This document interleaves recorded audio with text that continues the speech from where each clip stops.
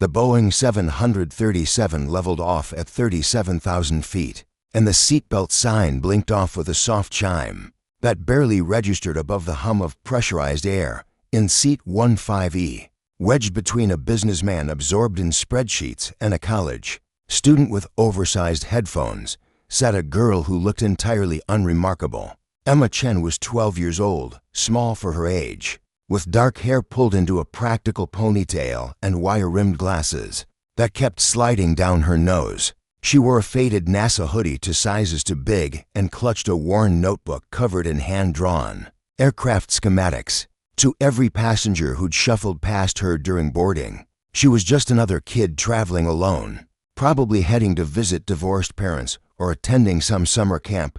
No one looked twice. No one ever did. The flight attendant had checked on her twice already, offering the standard unaccompanied minor protocol with practiced sympathy. Emma had smiled politely, accepted the complimentary snack box, and returned to her notebook where she was calculating fuel consumption rates for various aircraft configurations. The numbers flowed across the page in neat columns, her pencil moving with mechanical precision. Outside the window, the world had transformed into an abstract painting. Clouds stretched endlessly below like a cotton ocean, their shadows creating dark valleys in the white expanse. The wings sliced through occasional wisps of vapor, its metal surface gleaming in the afternoon sun. Emma's eyes tracked the subtle movements, the micro-adjustments of the ailerons, the slight flex of the wing under aerodynamic stress, the barely perceptible oscillation that spoke of crosswinds. At altitude, she saw what others couldn't. She always had in the cockpit, 300 feet forward. Captain Marcus Reed was reviewing the weather briefing for their Denver approach. 22 years of commercial aviation had made these cross-country runs routine, almost meditative. His first officer, Jake Morrison, was younger, sharper around the edges, still carrying that fresh from training enthusiasm that Marcus remembered from his own early days. "Weather's looking good for the descent," Jake reported, tapping the multifunction display. Some light chop reported around 18,000, but nothing significant. Marcus nodded, reaching for his coffee. Standard flight, standard day. The kind of uneventful journey that passengers expected and pilots appreciated. He had no idea that standard was about to shatter. The first indication was subtle, a barely perceptible change in the aircraft's trim that Marcus felt more than saw. His hand instinctively moved to the control yoke, feeling the pressure. The feedback, something was off. Not wrong, not yet, just off. "You feel that?" he asked Jake. The first officer's brow furrowed. "Yeah, little heavy on the right." Checking systems. Before Jake could pull up the diagnostic page, the master caution light illuminated, then another, then three more. In rapid succession, their amber glow painting the cockpit in urgent warning. Multiple hydraulic pressure drops. Jake's voice climbed an octave. System A showing fluctuations. System B is the alarm cut him off. High-pitched, insistent, demanding immediate attention. Hydraulic failure. System A, Marcus called out, his training overriding the spike of adrenaline. His hands moved through the emergency checklist with practiced efficiency. Switching to System B. "Jake, get me the QRH." The quick reference handbook was already in Jake's hands, pages flipping to the emergency procedures, but the cockpit was lighting up like a Christmas tree. Now, more warnings, more failures. The aircraft's sophisticated systems were cascading into chaos. System B pressure dropping. Jake's voice was tight. "We're losing backup hydraulics." Marcus felt it through the controls. The aircraft was becoming sluggish, less responsive. Without hydraulics, they were losing the ability to control flight surfaces. This wasn't a drill. This wasn't a scenario in a simulator where you could hit pause and reset. This was real. Declaring emergency, Marcus reached for the radio. "Denver Center, United 2847, declaring emergency. Multiple hydraulic failures. Requesting immediate vectors for nearest suitable airport." The response was instant, professional. "United 2847, Denver Center, roger your emergency, nearest. Suitable is Eagle County Regional, bearing to 70, 83 miles. Descend and maintain flight level to 50, Marcus's hand moved to comply, but the control yoke felt wrong, too loose, too unresponsive. "Captain," Jake's voice dropped to barely a whisper.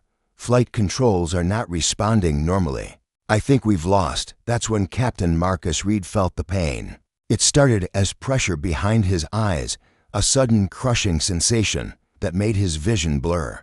His chest tightened, breath catching. The cockpit instruments swam in and out of focus.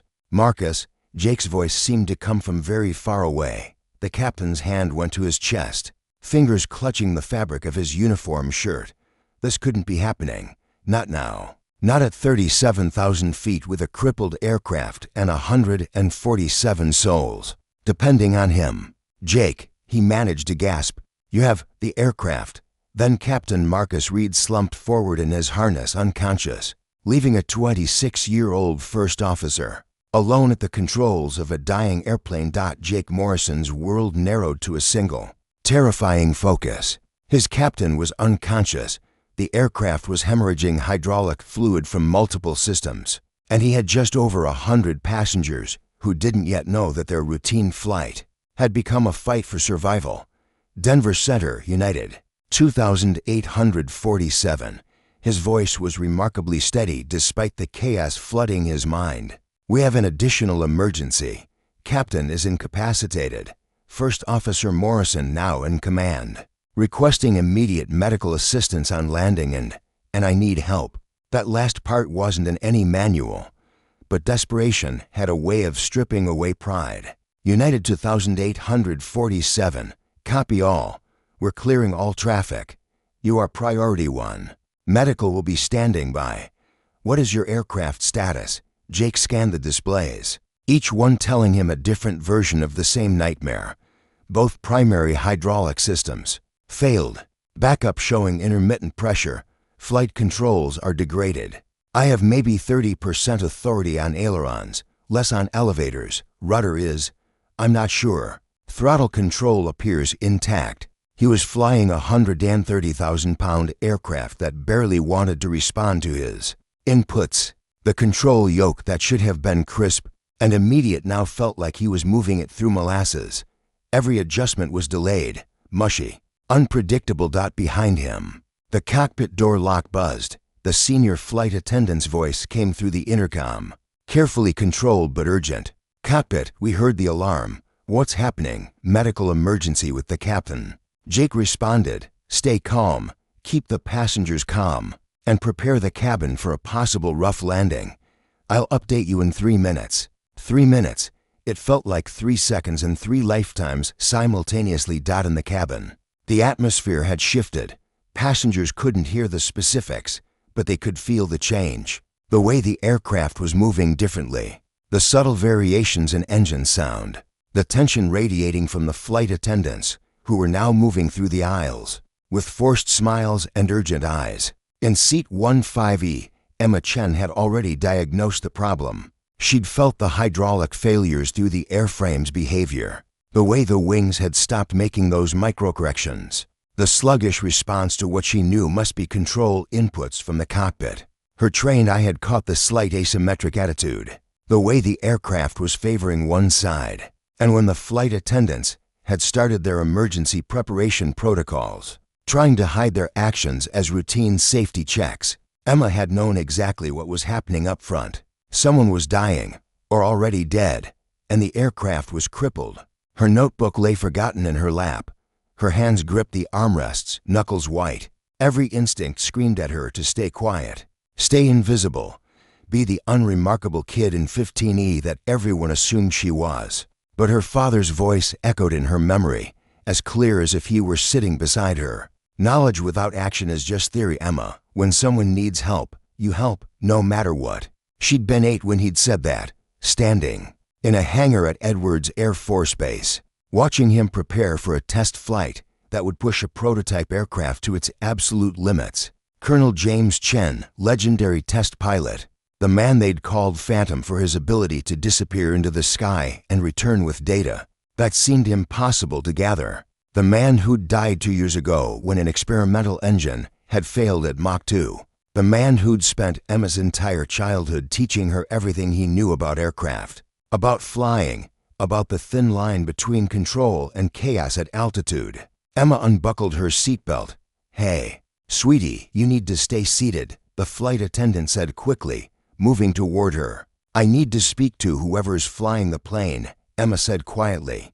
"That's not possible right now. Please sit down. You have approximately 8 to 12 minutes before the remaining hydraulic system loses enough pressure to make controlled flight impossible," Emma continued, her voice calm, clinical.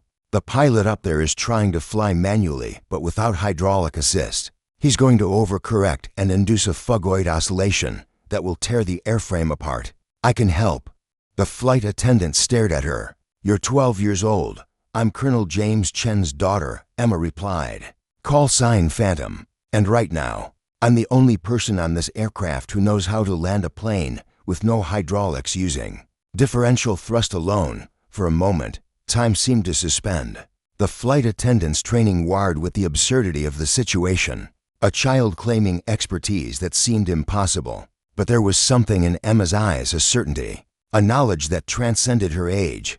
"And desperation makes people take chances. Stay here," the flight attendant said, then rushed toward the cockpit. In the cockpit, Jake was losing the battle. The aircraft was developing a slow roll to the right that he couldn't correct. Every input he made seemed to make things worse. Sweat dripped into his eyes. His hands were shaking. The intercom buzzed. "Cockpit, I have someone who says she can help. She's just a kid, but she's saying things about hydraulics and thrust control that sound technical. I don't have time for passengers with flight simulator experience." Jake snapped. "She says her father was Colonel James Chen. Call sign Phantom." Jake's hands froze on the controls. Every military-trained pilot knew that name, Phantom. The test pilot who'd established protocols for flying damaged aircraft that had saved dozens of crews. The legend who'd pushed the envelope so others could fly safely. "Get her up here," Jake said. Now, Emma Chen stepped into the cockpit 60 seconds later, and despite the crisis, despite everything, Jake Morrison felt a moment of surreal disbelief. She barely came up to his shoulder. She was wearing a hoodie with cartoon planets on it. She looked like she should be worrying about homework, not aircraft emergencies. Then she spoke. "Captain, you're fighting the aircraft. Stop. Let me show you how my father would do this." Her hands moved to the throttle quadrant, small fingers that somehow moved with absolute confidence. "We're going to use asymmetric thrust to control roll and rudder. Forget the control yoke. It's lying to you. The aircraft wants to fly. We just need to speak its language differently." Jake stared at her. "Who are you?" Emma's eyes met his, and in them, Jake saw something ancient, something that didn't belong in a 12-year-old's gaze. "Right now," Emma said quietly, "I'm Phantom, and we're going to land this aircraft together." The cockpit of United to 847 had become a pressure cooker of tension, fear, and the strangest collaboration Jake Morrison had ever experienced. Emma Chen stood between the two pilot seats, her small frame somehow commanding the space as she studied the instruments with an intensity that made Jake's skin prickle. "Denver Center, United 2847. We have an unusual situation," Jake transmitted, his voice uncertain. "We have assistance from a passenger with advanced technical knowledge, requesting patch through to nearest military aviation advisor." The pause on the other end was heavy. "United 2847. Say again?" "You have passenger assistance?" "Affirmative. Passenger identifies as family of Colonel James Chen. Call sign Phantom. She has technical knowledge of hydraulic failure procedures." Another pause, longer this time. When the controller's voice returned, it carried a different tone entirely. "United 2847. Stand by for military advisory patch. Nellis Air Force Base is being conferenced in." Emma didn't wait for permission. Her hands were already moving across the throttle quadrant, making minute adjustments that Jake could barely track. The aircraft's sickening roll to the right began to slow, then stop, then gradually correct. "How are you doing that?" Jake breathed. "Differential thrust," Emma replied, her voice carrying that same clinical calm. "Left engine at 92%, right at 87%. The asymmetric thrust creates a turning moment that compensates for the loss of aileron authority. But it's unstable. You have to constantly adjust, constantly feel the aircraft's feedback. Her fingers made another micro-adjustment. The aircraft leveled further. Your captain likely tried to use the yoke first, which in a hydraulic failure just creates drag without meaningful control surface deflection. It makes the aircraft more unstable. You have to think like you're flying a rocket. Pure thrust vectoring, pure physics. The radio crackled. United 2847. This is Colonel Sarah Vance, Nellis AFB. I'm a test pilot supervisor. I understand you have someone claiming knowledge of phantom protocols. Emma reached for the radio before Jake could stop her. Colonel Vance, this is Emma Chen. My father was Colonel James Chen, for 112th Test Wing, Edwards AFB. I've been studying his emergency procedures since I was 6 years old. We have dual hydraulic failure, partial flight control authority, and approximately 6 minutes before system degradation makes powered flight impossible. The silence on the other end stretched for 3 heartbeats. Emma Chen. Colonel Vance's voice changed completely. Your father, Jim, was my mentor. I flew with him at Edwards. You're really Jim's daughter? Yes, ma'am. How old are you, kid? 12, ma'am. But my father taught me his entire protocol library, including the damaged bird sequence for hydraulic failures. Jake heard something in the colonel's voice that sounded like shock and awe combined. The damaged bird sequence is classified. It's not even in public manuals. My father made me memorize it when I was 9. Emma replied calmly. He said knowledge was the only inheritance that mattered. Colonel Vance, we need to start the descent now. We're going to use throttle-only control to navigate to Eagle County Regional. I'll need your help coordinating the approach, because the first officer hasn't trained for the scenario. Emma, Jake interjected, finally finding his voice. I'm the pilot in command here. She turned to him, and those ancient eyes captured his. Yes, sir, you are. And I'm the technical advisor who knows how to save everyone on this aircraft. Will you let me help you? Jake Morrison had been trained for emergencies. He'd spent hundreds of hours in simulators facing every conceivable failure. But none of those scenarios had included a 12-year-old girl who spoke like a flight test engineer and moved like she'd been born in a cockpit. He looked at his unconscious captain. He looked at the instrument panel screaming warnings. He looked at Emma Chen, standing impossibly calm in the eye of the storm. Tell me what to do, he said. Emma's expression didn't change, but something in her posture relaxed fractionally. She turned back to the instruments. Colonel Vance, we're initiating damaged bird protocol alpha. Descent rate will be controlled by throttle reduction and speed brake deployment. We'll need vectors that keep us away from terrain and provide maximum straight-line approach to the runway.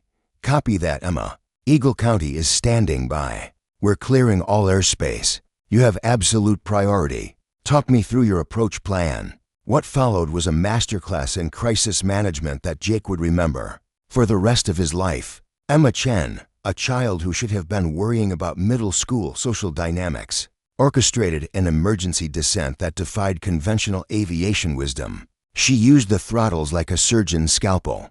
Minute adjustments that controlled not just speed but pitch attitude, roll stability, and descent rate. When the aircraft wanted to wallow into a turn, she compensated with asymmetric thrust that kept them tracking straight. When airspeed started building dangerously, she guided Jake through speed brake deployment that had to be timed perfectly. To avoid inducing oscillations, reduce left throttle to 85%. Now, she called out, deploy speed brakes 20%. Hold 30%. Stabilize. The aircraft responded, grudgingly, but it responded. Colonel Vance, we're passing through 23,000 feet, Emma reported. Estimate Eagle County in 9 minutes. We'll need the longest runway, all emergency equipment staged. And I need you to brief the tower that our landing roll will be longer than standard, because we'll be using reverse thrust for primary braking. All arranged, Vance replied. Emma, your father would be incredibly proud. For the first time, Emma's voice caught slightly. He taught me that flying was about respect. Respect for the aircraft, respect for the physics, respect for the lives depending on you. I'm just doing what he would do. Jake watched her work. This impossible child who had somehow become his co-pilot, his instructor, his lifeline. Her hands never stopped moving, constantly adjusting, constantly feeling the aircraft's response through the throttle quadrant. First Officer Morrison, Emma said quietly, I need you to take the controls now. Follow my guidance, but you need to feel what I'm teaching you. Your hands, your inputs. I'll talk you through it. Jake's hands moved to the throttles, settling over Emma's smaller fingers. She guided him through the next adjustment, letting him feel the precise pressure, the exact timing. There, she said. Feel how the aircraft talks back to you? It's telling you what it needs. Listen to it. And incredibly, Jake began to understand. The aircraft wasn't an enemy to be fought. It was a partner in a desperate dance, one that required trust, sensitivity, and a willingness to work with the machine rather than against it. They descended through 15,000 feet, then 10,000. The mountains of Colorado rose around them, snow-capped peaks that seemed far too close, far too threatening. Eagle County in sight, Jake called out, spotting the runway ahead. Emma, this approach angle is steep. Really steep. It has to be, she replied. We can't do a standard pattern because we can't make controlled turns. Straighten approach, high rate of descent, and we'll need every foot of that runway. Colonel Vance, confirm all emergency equipment is in position? Confirmed. Every piece of fire and rescue equipment in 3 counties is waiting for you. Bring it home, kid. Emma's hand found Jake's on the throttles. Together, she said. You and me. Like my dad used to say, trust the physics, trust your training, trust each other. The runway grew larger in the windscreen. United 2847 was descending through 8,000 feet when the reality of what they were attempting truly hit Jake Morrison. The runway at Eagle County Regional was visible now, a strip of asphalt carved into the Colorado mountainside, surrounded by terrain that left no room for error. One mistake, one miscalculation, and they would become a crater in the Rockies.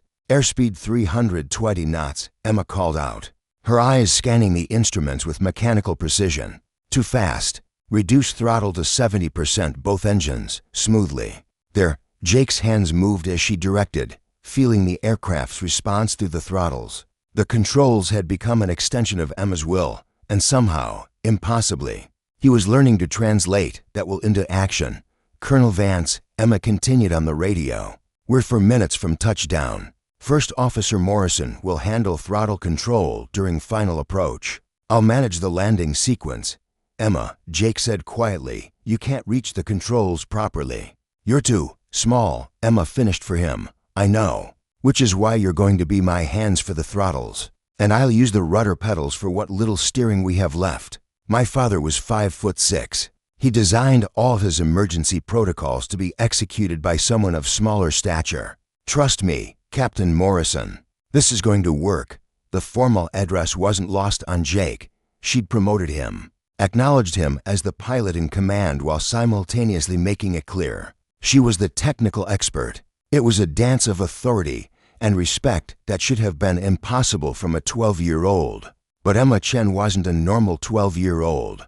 Passing through 6,000 feet, she announced. Configure for approach. We won't use flaps. They're hydraulically controlled, and we can't trust them to deploy symmetrically. We're landing fast and long. The cabin behind them was silent with the kind of terrified quiet that comes when passengers know something is desperately wrong.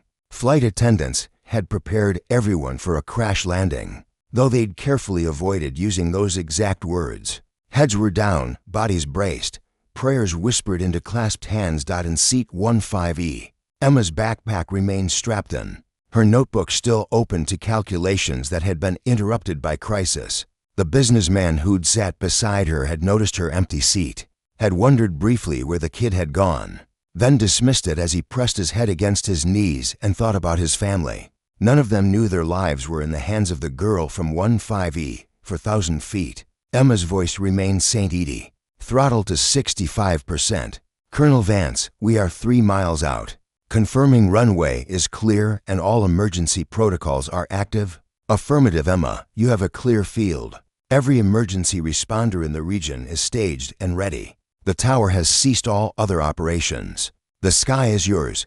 Jake could see it now, the massive response waiting for them. Fire trucks lined both sides of the runway. Ambulances were staged at multiple points. Helicopter medical evacuation units hovered at safe distance. The entire airport had transformed into a rescue operation. 2,000 feet, Emma called. Throttle to 60%. Speed brakes to 50%. Now, Captain. Jake's hands moved with her commands. The aircraft was dropping rapidly now, the ground rushing up with terrifying speed. His every instinct screamed that they were too fast, too steep, too out of control.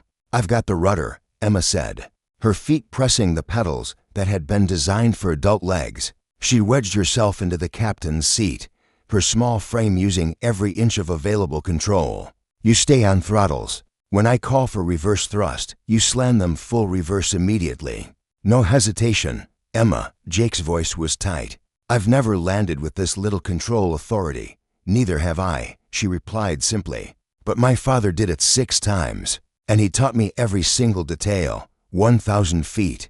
The runway filled their entire field of vision now. They were coming in hot, far faster than any normal approach. The aircraft's wounded systems unable to provide the normal landing configuration. 500 feet, Emma called. Throttle to 55%. "Hold steady. We're going to float. Let it happen." 400 feet, 300 feet. The aircraft crossed the runway threshold doing to 110 knots. Nearly 100 knots faster than a normal landing. The runway stretched ahead. 3,500 feet of asphalt that suddenly seemed impossibly short.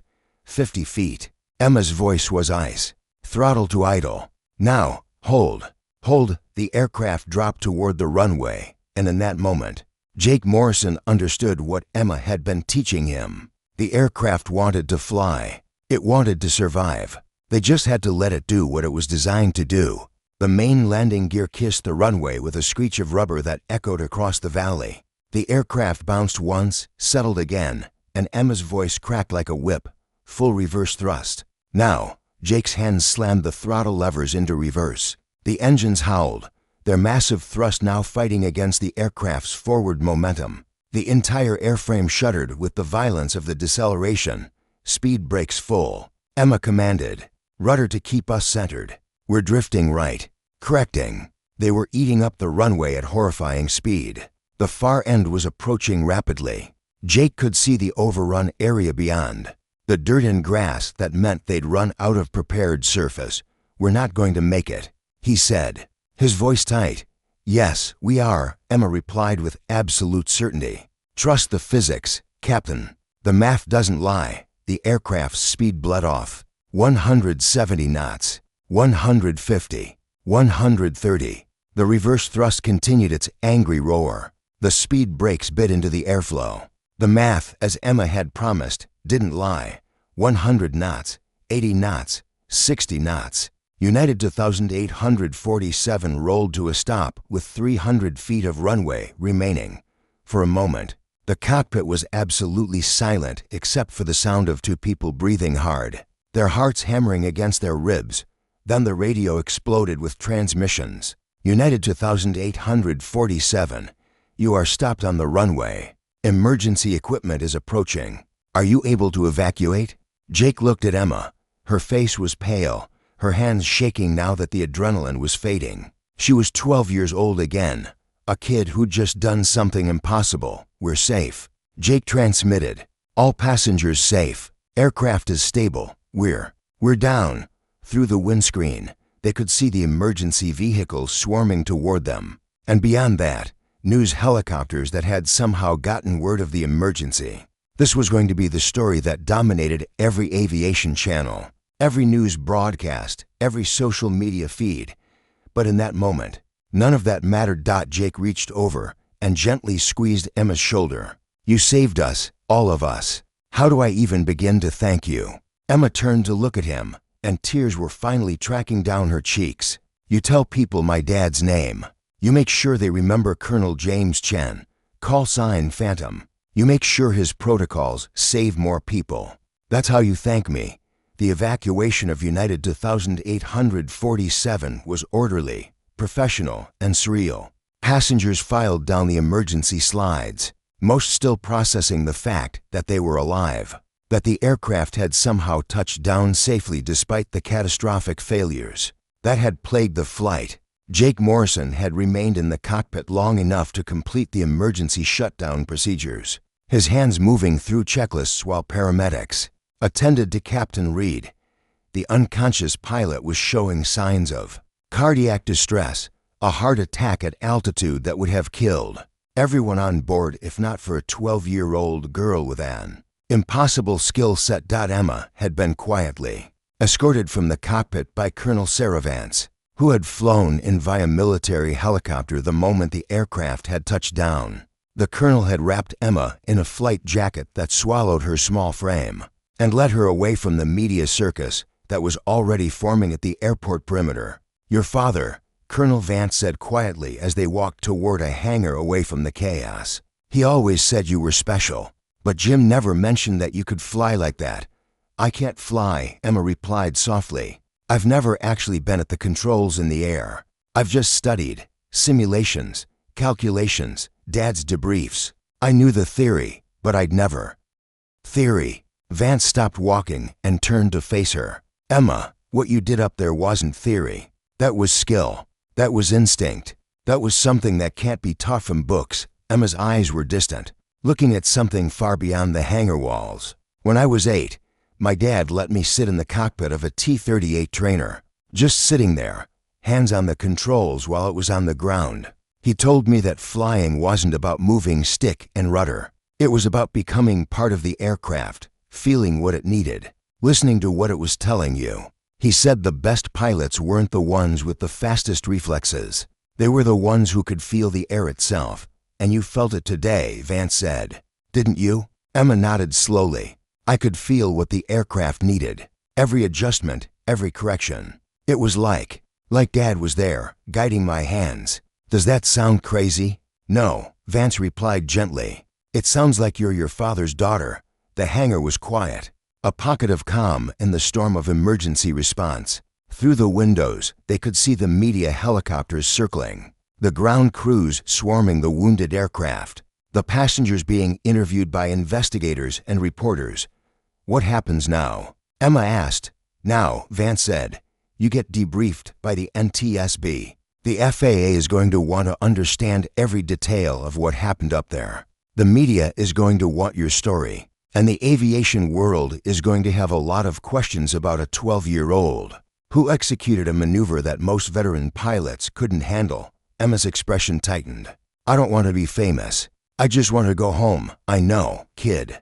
But you saved 147 lives today. That's not something that stays quiet." The girl in seat 15E just became one of the most talked about people in aviation history. Over the next several hours, Emma Chen was pulled into a whirlwind she hadn't anticipated. The NTSB investigators were professional but clearly stunned, their questions probing into every decision, every action, every moment of the emergency. She walked them through the damaged bird protocol with clinical precision, explaining the physics, the calculations, the reasoning behind each choice. They listened like students before a master. Captain Jake Morrison provided his own testimony, his voice filled with awe and gratitude, as he described how Emma had taken a situation spiraling toward disaster and methodically brought it under control. He didn't embellish. He didn't need to.